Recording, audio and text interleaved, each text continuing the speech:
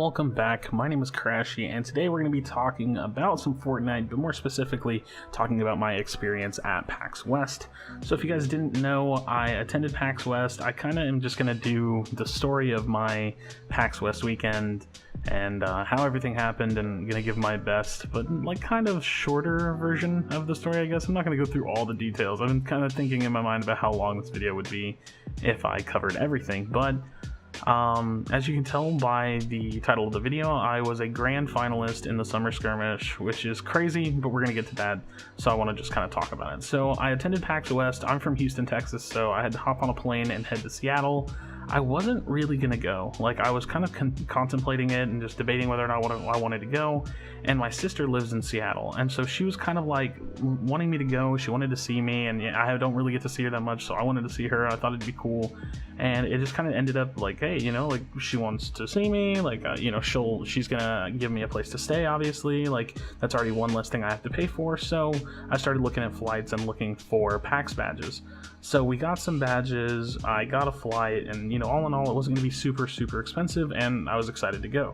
Now, Arctic from Epic Games was actually looking for guest casters, and I had messaged him, and like right before, I'd already decided I was going to go, but right before actually like getting ready to get my stuff together and, you know, head out to my flight or whatever, I basically got in contact with him and was going to be setting up a time to guest cast. So I was going to be casting the Heat 1 like morning qualifier for Saturday, which is like super cool, and couldn't be more excited about, you know, being able to actually cast Fortnite in the summer skirmish. Now, the one like kind of disappointing thing, I guess you could say, was the fact that the morning heats, or like, you know, the morning to afternoon heats for qualifiers were off stream, and that's totally fine. You know, it would be cool to be on the broadcast, but nonetheless, live audience there at PAX East got to hear me and Zeke cast the Saturday morning heat. But again, I'm jumping a little bit ahead. So basically, I get in on Friday. It was about 1 a.m. And man, Friday was a tough day. Get in on Friday, it's 1 a.m., get to my sister's house at about like 1:30, and the registration opened at 8 a.m. to sign up to be one of the open players for the Fortnite event. And I didn't want to get there at 8 a.m. because, you know, obviously that's going to be too late. People are going to be lining up, but I want to get there super early, so I slept for a little bit, you know, 1:30 to about 5 a.m., got over to the venue at about 6:30 after a little bit of figuring out the bus system and, you know, just getting ready, getting woken up and stuff like that. So I get over there at 6:30 and I get in the back of the line, and the security guard is counting people's places in line. And so I asked him, I was like, hey, what place am I? And he was like, oh, you're 252. I was like, wow, I'm 252, and every day there's 3 heats of 100 players. They're only accepting 300 people. So I kind of like squeaked in the line a little bit, and I ended up sitting in that line until 9:45. So from 6:30 to 9:45, I was sitting in line. We got all in, we registered. I was kind of riding this adrenaline of being at an event and like being excited about playing, and you got to pick what heat you wanted to play in. So I picked and signed up for Heat 1. This was a mistake, a very clear mistake on my part. I essentially signed up for Heat 1, which was going to take place at 10:30, and I was getting out of the line at 9:45. So immediately following signing up and registering, I had to go to the player area and get ready to play. So you know, I'm riding on like like 3.5 hours of sleep. I'm really tired. I hadn't really eaten in a while, and I just was feeling kind of lethargic. But I play my qualifying heat, you know, 2 games, touchdown, die, touchdown, die. It was pretty unfortunate. They had a couple of like technical issues to start off. We had to restart our very first game, and just overall, it was like not the best experience in the world. I knew, like, going into that, like, or going out of that, really, I knew that I just had so much more to offer, and so I was a little disappointed, but it was like, no big deal. I'm gonna go back the next day and I'm gonna qualify. So went back the next day, 5 a.m. actually got there at 5:30 and got like in line around 80th. I had the whole time, I'm just kind of skipping over this, but the whole time that I was in line and just socializing and meeting competitive players, meeting pro players, it was such a cool experience. I couldn't be happier to be a part of this like specific Fortnite community, and just meeting some of these guys that I met and being able to interact with them and, you know, be personable with them is really what I live for. Like, I love personality, I love people, and I really got a lot of that this weekend. So I couldn't be more excited to just be social and socialize with people that share such a, you know, a big interest as myself. So get in the line, 80th place. We get through the line, not too long that day. It wasn't so bad, and I obviously couldn't sign up for Heat 1 because I had to cast that heat, so I signed up for Heat 2. Now, it's the second day. Everybody was still trying to qualify. Some of the people that didn't qualify in the nightly qualifier to actually make it to Monday were back for their second round to try to qualify again. So I feel like the pressure was a little bit on, 2 out of 3 days to qualify, basically. Every day that goes by, the pressure is on. But anyways, 10 a.m., 9:15 to actually be there, or 9:45, I believe. I meet up with Zeke and some of the Epic staff. They get me kind of acquainted. I went through makeup. We, went over some of the briefing of actually casting, and man, I couldn't explain. That was such a fun broadcast. We did the casting, Zeke and I, to the live audience. It went smooth. We tossed in our comedy. We got analytic. We talked about the games, and the gameplay was actually phenomenal from that morning heat. And it was just a really fun time in general. I got a lot of compliments. I got, people that were telling me, wow, you did a really good job. Like, we felt like you meshed it in well. And overall, just as casting goes, I was really, really pleased with it. It was definitely something that even now is something that I hope to pursue in some capacity. So if Epic Games, if you're listening, if for whatever reason you find this video, if y'all are ever looking for a guest caster or looking to bring on more on-air talent, it's definitely something I'm interested in. Now here is the main event for me, the meat of the weekend.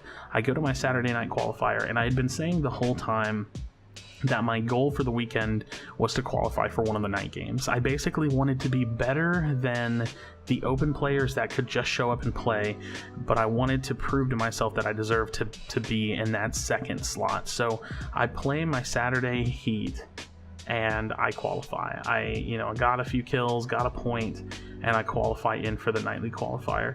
And I was pretty excited about that. I did what I had to do to get myself into the qualifier, got a handful of kills, and overall, I proved to myself exactly what I was hoping to prove.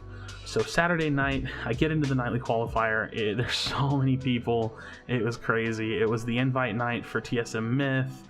FaZe Tempo was on my right-hand side, and an STDX streamer was on my left. And that was always the cool part about the actual player arena or player venue in general. It was cool to be close to people and just be able to talk to them in between games. And I don't know, that was the highlight of my tournament. I really played well. We had 4 games. I had a couple bad games, but the middle 2 games, game 2 and 3, I really popped off. I had 4 kills, encroaching 2 points with a 5th kill that I wasn't able to score. The following game, I had 2 kills, again encroaching that 3rd kill for another point scored. So I was looking at a potential 3 points on the standings by the format. If you're not familiar with it, you should definitely go look it up. It was an amazing format. I really, really liked it. But I only ended with 1 point.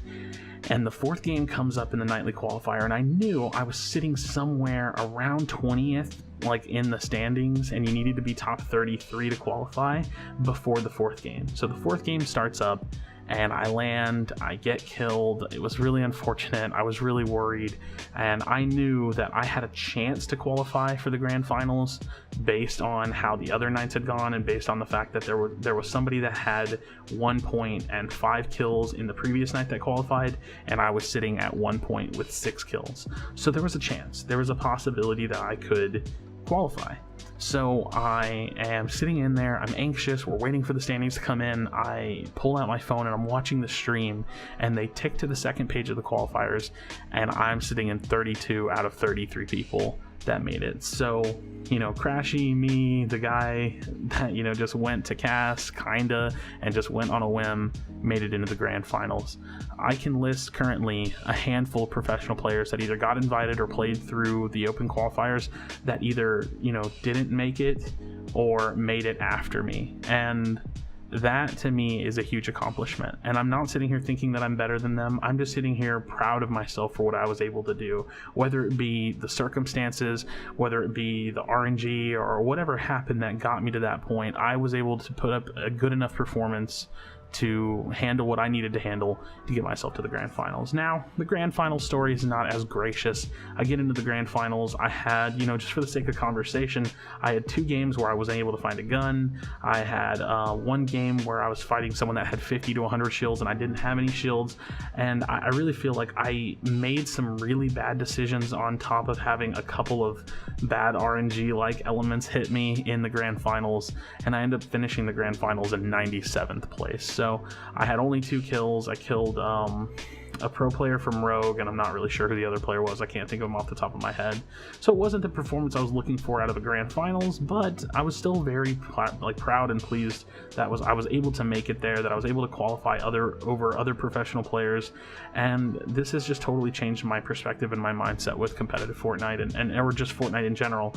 I like being an entertainer. I like streaming. I like making videos. I like casting, but I've always been a competitor at heart, and I've always been a competitor as well. You know, I've been a professional player in different games before, and this has kind of sparked that drive for me. I really want to compete, and now going forward, that's just definitely what I plan to do. I definitely plan to show up to these open events at minimum and do my best to keep practicing, get into scrims.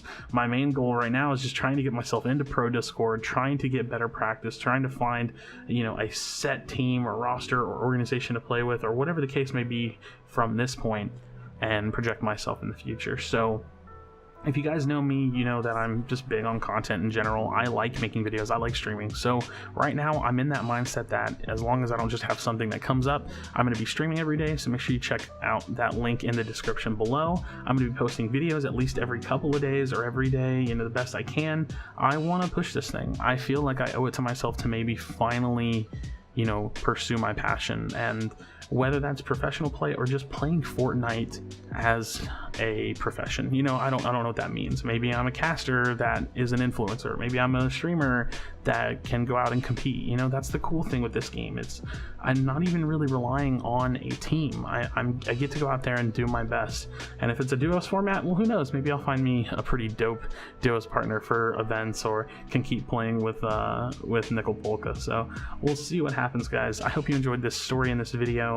I did it, you know what I mean? I did it. It was something that I didn't know I was capable of. I've always felt good at the game, and even now I know my shortcomings. I know where I need to improve and what it is I need to do to get better, and I'm looking forward to that. I'm looking forward to practicing and just to you know, push myself further as a competitor. So I hope you enjoyed this video.